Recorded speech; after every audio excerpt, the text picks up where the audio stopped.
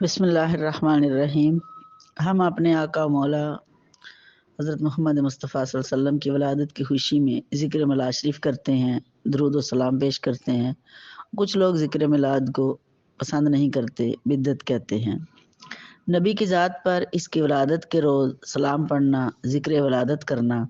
ہمیں قرآن نے سکھایا ہے۔ اگر ذکر ولادت کرنا غلط ہوتا تو اللہ تبارک و تعالی نبیوں کی ولادت کے تذکرے قرآن میں نہ کرتا۔ جناب سیدنا عیسیٰ علیہ السلام کی ولادت کا ذکر قرآن میں بڑی تفصیل سے موجود ہے، اور سیدنا حضرت عیسیٰ علیہ السلام خود فرماتے ہیں، جس کا ذکر قرآن نے اس طرح فرمایا: وَالسَّلَامُ عَلَيَّ يَوْمَ وُلِدتُّ وَيَوْمَ أَمُوتُ وَيَوْمَ أُبْعَثُ حَيًّا، اور سلام ہو مجھ پر جس دن میں پیدا ہوا اور جس دن میں مروں اور قیامت کے دن اٹھایا جاؤں۔ جناب سیدنا عیسیٰ علیہ السلام اپنی ذات پر سلام بھیج رہے ہیں، یوم وفات پر بھی اور یوم ولادت پر بھی اور یوم قیامت کے دن بھی۔ تو کچھ لوگ کہتے ہیں کہ اللہ تبارک و تعالیٰ اپنے محبوبوں کی بات کو نہیں مانتا، نہیں سنتا، تو قسم ہے رب ذوالجلال کی، وہ اپنے بندوں کی بات بھی مانتا ہے، بندوں کو خالی ہاتھ نہیں لوٹاتا۔ اور جو اپنے محبوب کا ذکر کرتے ہیں اور قرآن کی روح سے ہم کرتے ہیں کہ قرآن میں اللہ نے فرما دیا ہے، تو یہ ذکر کرنا کبھی بھی خالی نہیں جاتا، کیونکہ یہ عبادت ہے۔ اللہ تبارک و تعالیٰ اپنے محبوب کریم صلی اللہ علیہ وسلم سے خود ارشاد فرماتا ہے: وَقُلْ رَبِّ اغْفِرْ وَارْحَمْ وَأَنْتَ خَيْرُ الرَّاحِمِينَ، اور اے محبوب تو آپ کہہ دیجئے کہ میرے رب بخش دے میری گناہ گار امت کو، اور تو رحم فرما، بے شک تو سب سے بہتر رحم فرمانے والا ہے۔ خالق کائنات اللہ رب العالمین جل علا خود ہمارے نبی پاک صلی اللہ علیہ وسلم سے فرما رہا ہے کہ اے محبوب کریم صلی اللہ علیہ وسلم، تم میری بارگاہ سے اپنے امتیوں کے لیے بخشش و مغفرت طلب کرو۔ آج کوئی مالدار کسی نادار سے کہے کہ تم مجھ سے کچھ مال مانگو تاکہ میں تجھے دے دوں، پھر وہ نادار طلب کرے تو یہ نہیں ہو سکتا کہ وہ اس غریب کے مانگنے پر اسے کہے کہ خبردار جو تو نے مجھ سے کسی شے کا سوال کیا۔ تو جب میں اور آپ از خود کسی کو مانگنے کی دعوت دیں تو اسے واپس کرنا ہمیں زیب نہیں دیتا، تو خالق کائنات خود فرما رہا ہے: اے محبوب صلی اللہ علیہ وآلہ وسلم، اپنے گناہ گاروں کے لیے مجھ سے میری رحمت اور بخشش طلب کرو۔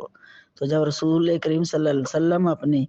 رب کی بارگاہ سے ہم گناہ گاروں کی بخشش طلب کریں اور خدا بندے قدوس اپنے محبوب صلی اللہ علیہ وسلم کو خالی نہ لوٹائے۔ اللہ رب العزت کی ذات علی کل شیء قدیر ہے، وہ اگر کسی گناہ گار کو جہنم میں ڈال دے تو یہ اس کا عدل ہے، اور اگر گناہ گار کو بخش دے تو یہ اس کا فضل ہے، مگر وہ اپنے محبوب مقرب بندوں کی دعاؤں التجاؤں کو شرف قبولیت سے نوازتا ہے۔ جناب مریم علیہ السلام ایک حجرہ میں عبادت کیا کرتی تھی، اور سیدنا زکریا علیہ السلام وہاں ان کی خبر گیری کے لیے تشریف لے جایا کرتے تھے۔ قرآن کریم میں ارشاد ہوتا ہے: کلما دخل علیہا زکریا المحراب وجد عندہا رزقا، جب کبھی زکریا علیہ السلام مریم علیہ السلام کی عبادت گاہ میں اس کے پاس جاتے تو اس کے پاس کھانے کی چیزیں موجود پاتے۔ حضرت زکریا علیہ السلام مریم علیہ السلام کے حجرہ میں جب عجیب نظارہ دیکھتے ہیں کہ وہ اس کے پاس طرح طرح کے پھل موجود ہوتے ہیں، اور وہ پھل بھی وہ ہیں جن کا موسم بھی نہ تھا۔ جناب زکریا علیہ السلام نے مریم علیہ السلام سے فرمایا: یا مریم انی لاکی حاذا انا لاکی حاذا، اے مریم یہ طرح طرح کے پھل تمہارے پاس کہاں سے آتے ہیں؟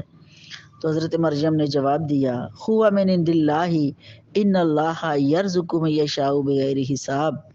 وہ میرے اللہ کی طرف سے ہیں، بے شک وہ جسے چاہے بے حساب رزق عطا فرماتا ہے۔ سیدنا زکریا علیہ السلام کی عمر کافی ہو چکی تھی، آپ کی زوجہ محترمہ بھی ضعیف ہو چکی تھی، اور آپ کے ہاں کوئی اولاد نہیں تھی۔ آپ کے دل میں خیال آیا: اگرچہ میں بوڑھا ہوں، میری زوجہ بانجھ ہو چکی ہے اور ہماری کوئی اولاد نہیں، اور نہ ہی اس عمر میں اولاد کی کوئی توقع کی جا سکتی ہے، مگر اے اللہ تو قادر مطلق ہے، اگر تو اس مکفل حجرے میں یعنی بند حجرہ اس کے اندر بے موسم پھل دے سکتا ہے تو تیرے کرم سے مجھے اس بڑھاپے کی عمر میں تو اولاد بھی عطا کر سکتا ہے۔ قرآن کریم نے زکریا علیہ السلام کی دعا کا تذکرہ بھی کچھ اس طرح سے کیا کہ وہیں پر کھڑے ہو کے حضرت زکریا علیہ السلام نے حضرت مریم کے حجرے میں دعا مانگی: ہنالک دعا زکریا، ربہ قال ربی حب لی من لدنک ذریۃ طیبہ انک سمیع الدعاء۔ تو زکریا علیہ السلام نے اسی مقام پر اپنے رب سے عرض کیا، اے اللہ مجھے اپنی بارگاہ سے پاکیزہ اولاد عطا فرما، بے شک تو ہی دعا کا سننے والا ہے۔ آپ نے بارگاہ خداوندی میں التجا کی کہ اللہ تو مجھے اپنے بارگاہ سے نیک اولاد عطا فرما۔ اس دعا کے بعد آپ نماز میں مشغول ہو گئے۔ جب آپ نماز میں مشغول ہو گئے تو پھر کیا ہوا؟ فنادته الملائکۃ وهو قائم یصلی فی المحراب ان اللہ یبشرک بیحییٰ مصدقا بکلمات من اللہ وسیدا وحصورا ونبیا من الصالحین۔ پھر آواز دی ان کو فرشتوں نے جب وہ عبادت گاہ میں کھڑے نماز پڑھ رہے تھے، یعنی وہ نماز کی حالت میں تھے، تو فرشتوں نے ندا دی، بے شک اللہ تعالیٰ آپ کو یحییٰ علیہ السلام کی خوشخبری دیتا ہے جو تصدیق کرنے والا ہوگا، اللہ تعالیٰ کی طرف سے ایک فرمان کی اور سردار ہوگا، اور عورتوں سے ہمیشہ بچنے والا یعنی نفس امارہ پر قابو رکھنے والا ہوگا، اور نبی صالح ہوگا۔ دعا کرنے کے بعد جناب زکریا علیہ السلام نماز میں کھڑے تھے اور اللہ تعالیٰ کے حکم سے فرشتے انہیں بیٹے کی خوشخبری سنا رہے تھے۔ اللہ تعالیٰ کا نبی نماز میں اور یحییٰ علیہ السلام نبی کا میلاد فرشتے بیان کر رہے تھے، عظمتوں اور رفتوں کو بیان کر رہے تھے کہ وہ پیدا ہونے والا مصدق ہوگا، سردار ہوگا، اور عورتوں سے رغبت نہ رکھنے والا ہوگا، نبی ہوگا، صالحین میں سے ہوگا، اللہ کا نبی نماز میں ہے اور فرشتے نبی کا میلاد پڑھ رہے ہیں اور یحییٰ نبی کی عظمتیں بیان کر رہے ہیں علیہ السلام، اور ہمیں نماز سے باہر نبی کا میلاد پڑھنے سے کچھ لوگ روکنے کی کوشش کر رہے ہیں۔ جب فرشتے جناب زکریا علیہ السلام کو بیٹے کی خوشخبری سنا رہے ہوں گے تو یقیناً آپ کا خیال یحییٰ علیہ السلام کی طرف تو گیا ہوگا، اور ہم بھی کتنے خوش نصیب ہیں کہ ہم دوران نماز اپنے نبی صلی اللہ علیہ وسلم کی ذات اقدس پر سلام پڑھتے ہیں اور عرض کرتے ہیں، السلام علیک ایھا النبی، سلام ہو آپ پر اے نبی صلی اللہ علیہ وسلم۔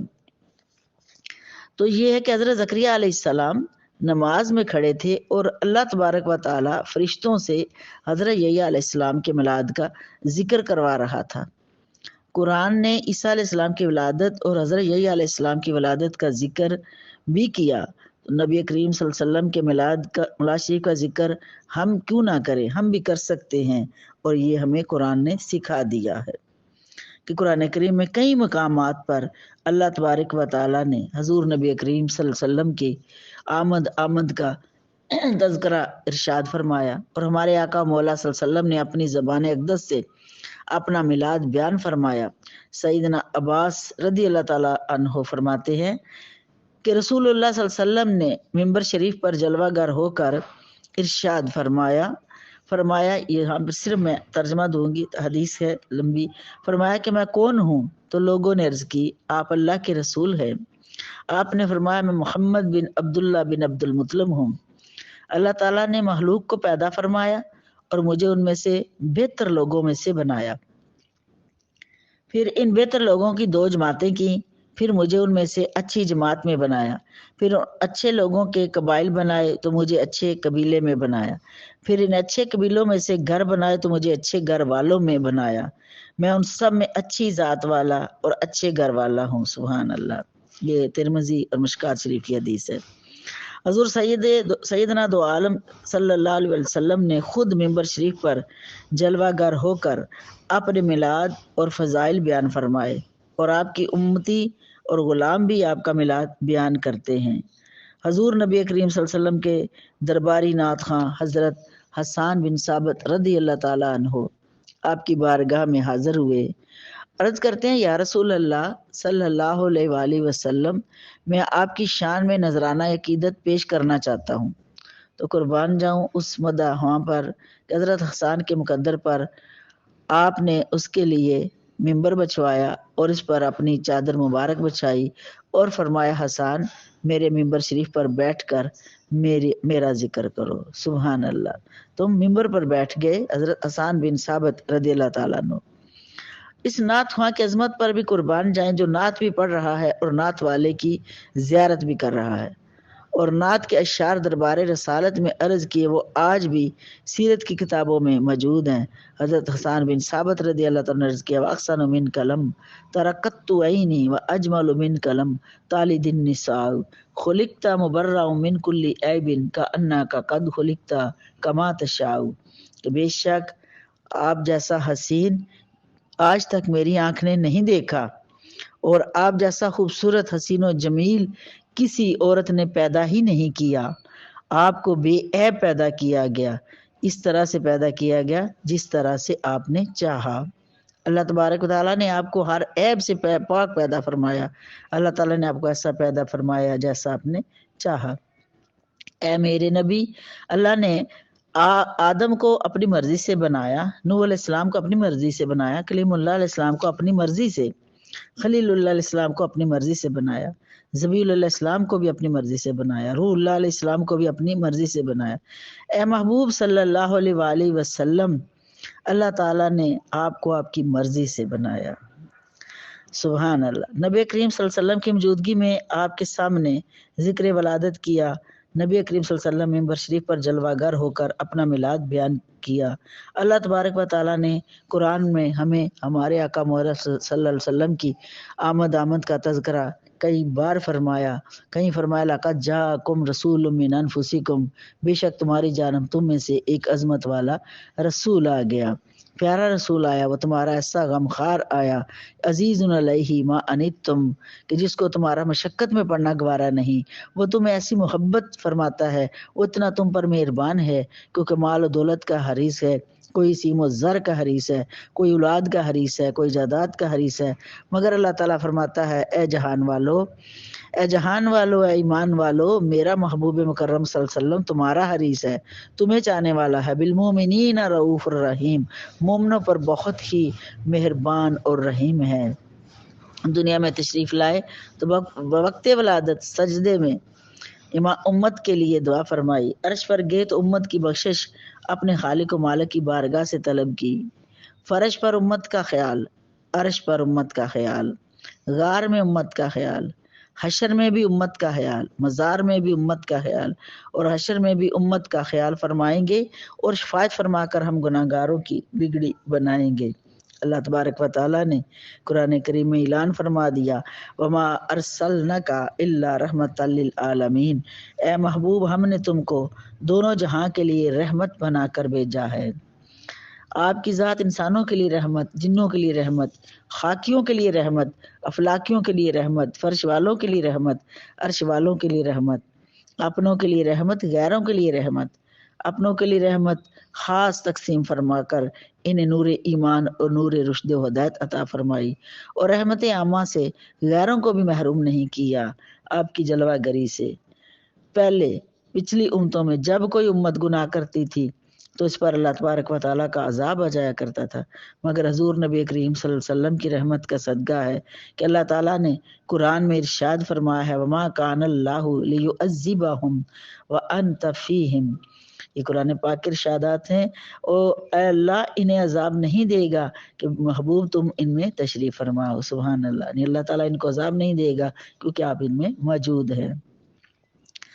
جنگ احد کے موقع پر کفار مشرکین نے پتھر برسائے اور آپ کا والضحیٰ روح انور خون سے رنگین ہو گیا۔ صحابہ کرام رضی اللہ تعالیٰ عنہ کو اس واقعہ سے بڑا صدمہ ہوا اور بارگاہ رسالت مآب صلی اللہ علیہ وسلم نے عرض کیا یا رسول اللہ صلی اللہ علیہ وسلم، آپ کفار مشرکین کے لیے بددعا فرمائیں کہ اللہ تعالیٰ انہیں تباہ و برباد کر دے۔ تو صحابہ کرام کی یہ بات سن کر آپ رحمۃ اللہ علیہ صلی اللہ علیہ وسلم نے اپنا دست مبارک اٹھا کر یہ دعا مانگی کہ فرمایا عرض کی مولا، اے اللہ میری قوم کو ہدایت عطا فرما، یہ مجھے نہیں پہچانتے۔ محبوب کبریا رحمت دو عالم صلی اللہ علیہ وسلم ایک روز مکہ معظمہ میں کاشان نبوت سے باہر تشریف لائے تو دیکھا کہ گلی میں آپ کے مکان کے دروازے کے قریب ایک پریشان حال بوڑھیا سر پر کچھ وزن اٹھائے ایک عورت کھڑی ہے۔ اس کی حالت دیکھ کر رحمت دو عالم صلی اللہ علیہ وسلم نے دریافت فرمایا کہ تم رو رہی ہو، تم کیوں رو رہی ہو؟ تو اس نے عرض کیا جناب میں ایک نصرانی کی لونڈی ہوں، اس نے آج مجھے صبح آٹا پیسنے کا حکم دیا، میں اس کے حکم پر آٹا پیسنے کے لیے چلی گئی۔ مجھے بخار تھا جس کی وجہ سے مجھے دیر ہو گئی۔ اب میں نے گھر جانا ہے تو اس سے ڈر رہی ہوں کہ میرا مالک مجھے دیر سے گھر پہنچنے کی سزا دے گا، مارے گا، پیٹے گا۔ میں باوجود بیمار ہونے کے آٹا میں نے پیس لیا ہے اور اب مجھے اس کے مار سے ڈر آ رہا ہے، اس لیے میں رو رہی ہوں۔ تاجدار سید مرسلاں حضور رحمت اللہ علیہ صلی اللہ علیہ وسلم نے اسے تسلی دیتے ہوئے فرمایا کہ فکر مت کر، میں تیرے ساتھ چلتا ہوں، تیرے مالک اس سے تیرے لیے سفارش کروں گا، وہ تجھے نہیں مارے گا۔ اور مزید اس پر کرم فرماتے ہوئے فرمایا، تجھے بخار ہے تو یہ آٹے کا تھیلا بھی تو مجھے دے دے، میں اسے اٹھا کر لے کے چلتا ہوں، تو میرے ساتھ چل۔ قربان جاؤں، پھر چشمے فلک نے یہ منظر دیکھا کہ نبیوں کے تاجدار نے ایک نادار کا بوجھ اپنے سر پر اٹھایا۔ وہ لونڈی آپ کے ساتھ چلنے لگی، ابھی چند قدم چلی تھی کہ بیماری ہونے کی وجہ سے تھک گئی اور عرض کیا، یا رسول اللہ صلی اللہ علیہ وسلم، مجھ میں چلنے کی سخت نہیں، صدقے جاؤں آپ کے کرم اور احسان پر۔ آپ نے فرمایا، فکر نہ کرو، اگر تجھ سے چلا نہیں جاتا تو میری کملی مبارک کو پکڑ کر میرے ساتھ چلتی رہو۔ کملی کا ایک کونا اس کو دیا، وہ پکڑ لیا اور ساتھ چلتی رہی۔ سبحان اللہ۔ ساری کائنات کے سردار حضور نبی کریم صلی اللہ علیہ وسلم اس بیمار لونڈی کے ساتھ اس کے مالک نصرانی کے گھر پہنچے اور دروازہ کھٹکھٹایا۔ نصرانی باہر آیا تو یہ منظر دیکھ کر کہ آپ اس لونڈی کے ساتھ ہیں اور آٹے کا تھیلا بھی اٹھایا ہوا ہے، حیران رہ گیا۔ اس نے حضور نبی کریم صلی اللہ علیہ وسلم کو دیکھا تو عرض کیا، اے مسلمانوں کے نبی صلی اللہ علیہ وسلم، میں نے آپ کو پہلے اس محلے میں کبھی نہیں دیکھا، آپ ادھر کیسے تشریف لے آئے؟ تو آپ نے فرمایا، میں تیری لونڈی کی سفارش کرنے آیا ہوں، آٹا پیس کر دیر سے گھر پہنچی ہے، یہ بیمار ہے، سزا نہ دینا۔ آپ کا یہ فرمانا تھا کہ اس کی تقدیر بدل گئی اور فوراً کلمہ پڑھ کر مسلمان ہو گیا، اشہد لا الہ الا اللہ وحدہ لا شریک لہ واشہد ان محمدًا عبدہ ورسولہ۔ اور پھر اپنے قبیلے کے لوگوں سے کہنے لگا، لوگو اگر نجات چاہتے ہو تو اس آخری نبی کا کلمہ پڑھ لو، کیونکہ یہی وہ آخری نبی ہیں، یہی حامی و ناصر ہیں۔ اللہ تعالیٰ اپنے حبیب کے صدقے میں ہمیں صحیح معنوں میں آقا کریم صلی اللہ علیہ وسلم کے ساتھ تعلق غلامی جوڑنے کی توفیق عطا فرمائے اور ہمارا ایمان روشن کرے، آمین۔